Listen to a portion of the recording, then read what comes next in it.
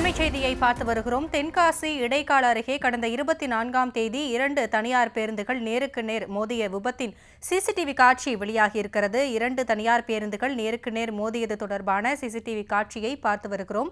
முன்னால் சென்று கொண்டிருந்த அரசு பேருந்தை முந்தி செல்ல முயன்ற தனியார் பேருந்து எதிரே வந்த மற்றொரு தனியார் பேருந்து மீது நேருக்கு நேர் மோதியதில் பயணிகள் 7 பேர் உயிரிழந்தனர். இந்த நிலையில் விபத்துக்குள்ளான தனியார் பேருந்தின் சிசிடிவி காட்சிகள் வெளியாகி இருக்கின்றன. அந்த காட்சிகளை தான் ஒருபுறம் நாம் பார்த்து வருகிறோம்.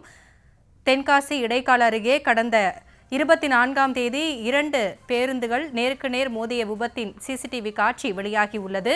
விவரங்களோடு இணைந்திருக்கிறார் நம்முடைய செய்தியாளர் மாரிமுத்து. விவரங்களை வழங்கலாம். நிச்சயமாக தென்காசி மாவட்டம் கடையனூர் அருகே உள்ள இடைக்கால் பகுதியில் 2 தனியார் பேருந்துகள் கடந்த 24ஆம் தேதி அன்று மோதியது. இந்த விபத்தில் சுமார் 7 பேர் உயிரிழந்த நிலையில் 50க்கும் மேற்பட்டோர் தென்காசி அரசு மருத்துவமனையில் சிகிச்சை பெற்று வருகின்றனர். இந்த நிலையில் இந்த விபத்து தொடர்பாக ஏற்கனவே 2 பேருந்து ஓட்டுநர் மீது வழக்கு பதிவு செய்யப்பட்டுள்ளது.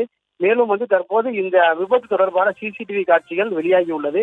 அதாவது 2 தனியார் பேருந்துகள் நேர் மோதும் இந்த சிசிடிவி காட்சியில் மற்றொரு பேருந்தில் அந்த சிசிடிவி ஃபுட்டேஜ் ஆனது பதிவாகி உள்ளது. தற்போது இந்த விபத்து தொடர்பான அந்த சிசிடிவி காட்சிகள் வெளியாகி மிகப்பெரிய பரபரப்பை ஏற்படுத்தியுள்ளது.